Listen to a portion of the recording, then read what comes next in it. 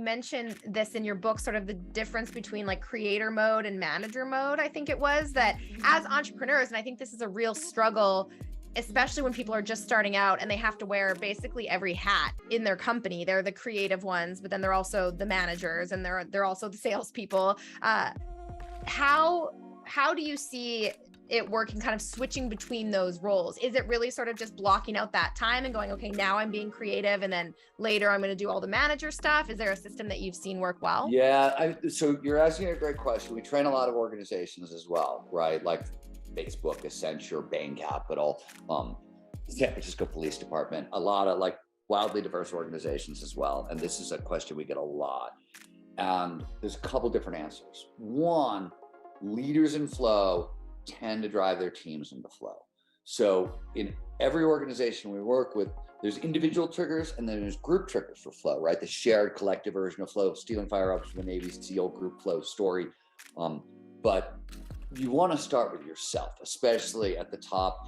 If for no other reason, flow is going to calm you the fuck down and make you a lot happier, right? Like you can't be effectively wear all those hats if you're redlined, especially if you're a creative, because too much norepinephrine, too much fear blocks creativity completely. The anterior cingulate cortex, which is the part of the brain that allows you to make big connections between far-flung ideas, it's at the heart of creativity. The more fear in your system, the more of the neurochemicals of fear, the more this part of the brain wants to be logical. When you're scared, the brain wants to be safe. Give me a solution that worked before 100% of the time. Don't try something new, which is exactly the opposite of what you're trying to do as a writer. So you have to take care of yourself. Psychological safety for the person at the top really matters. We don't often think about it that way, but it really matters. Part of it's baked into the conditions that create flow. You can't have a high flow environment without psychological safety. It's built into optimal performance. But it is worth sort of talking about starting with leaders. The way I do it, I write from 4 a.m. to 8 a.m. And that's my time.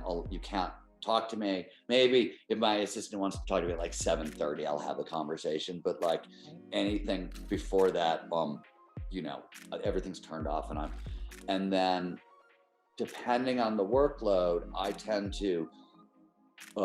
to take a break, get some exercise, eat some food, and then the rest of the morning is managerial, right? I run a company, I have 100 people who work with me, and blah, blah, blah. So I'll do that work then I'll try to, something to reset my state. I'll take a nap, I'll eat lunch, get a little exercise, meditate, something to like reset my brain, change my state, take a long walk in nature. And then in the afternoon, I tend to work with my editors. So I'll go back and do another like 4-hour writing block.